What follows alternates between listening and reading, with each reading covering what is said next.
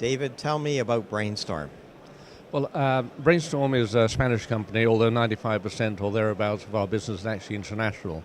So we've got clients across the world from ESPN, Reuters, CNBC in the States to NHK and other companies in Japan. So we focus very much on virtual studios and on our graphic systems for news, sports, branding, entertainment and such like. AR is another area where we do a lot of business, both with our graphics as well as virtual studios. Next to a virtual studio next to a hard studio and combining augmented reality graphics with virtual studio environments as well. So graphics is obviously a big area and important. Some of the complaints sometimes have been too much graphics or too much details. How do you fight that? Well, frankly, I tend to agree with that. There's an awful lot, and if you look at televisions in this part of the world, South Asia and so on, I think people are becoming to recognize that they have gone overboard. Well, graphics on screen do sometimes get pretty crowded, and how does that work? Yes, well, that is a complaint that I think a lot of people have. We produce the product, and the client uses it to the way they wish to use it there.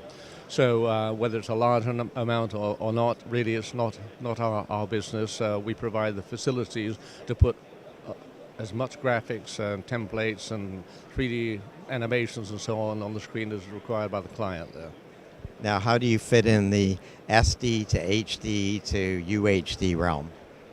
Well, we're a software-based company, and all our products are actually resolution independent there. So, I mean, going back years, we were showing 3D stereoscopic. There wasn't much of a market for that.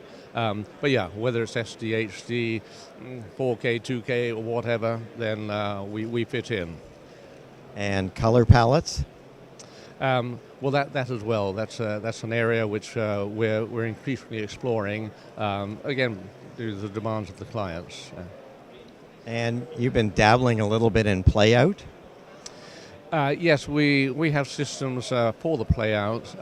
In fact, our Aston, which is our 3D graphics system, both is it's a CG graphic design and playout system.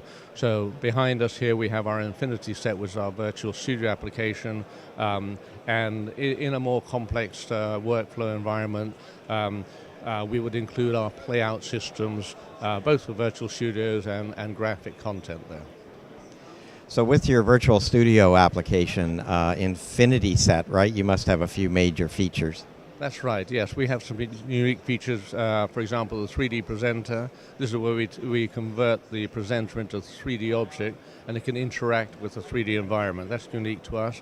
We have a teletransporter where we have a virtual traveler, place them in a remote location, and we have a track-free. Track-free is our technology which without complex and costly tracking systems, we're able to provide many of the features and functionality of tracked systems there.